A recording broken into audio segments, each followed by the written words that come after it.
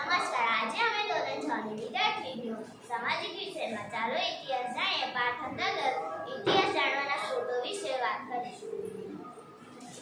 ભોજપત્ર. પ્રાચીન સમયમાં માનવી લખવા માટે ભોજપત્રનો ઉપયોગ કરતો. ભોજપત્રો એટલે શું? હિમાલયમાં થતા ભુજ નામના વૃક્ષની પાતળી આંતરછાલ ઉપર લખાતું લખાણ.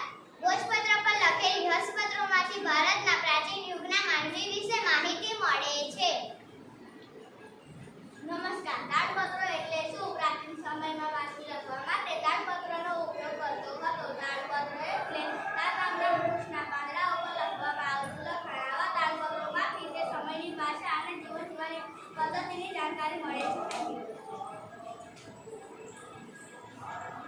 તામ્રપત્ર એટલે શું? તામ્રપત્ર એટલે તાંબાના પતરા ઉપર કોતરીને લખવામાં આવતું લખાણ એટલે તામ્રપત્ર.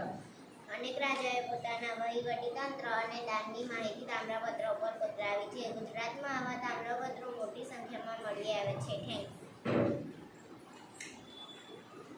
અભિલેખો અને શિલાલેખો પણ કહે છે. રાજા પોતાના આદર્શો શિલા પર કોતરાવી પ્રજા સાથે સંવાદ કરતા હતા. આવા લખાણો લાંબા સમય સુધી ટકી રહ્યા છે. અશોકના શિલાલેખો ખૂબ જ જાણીતા છે.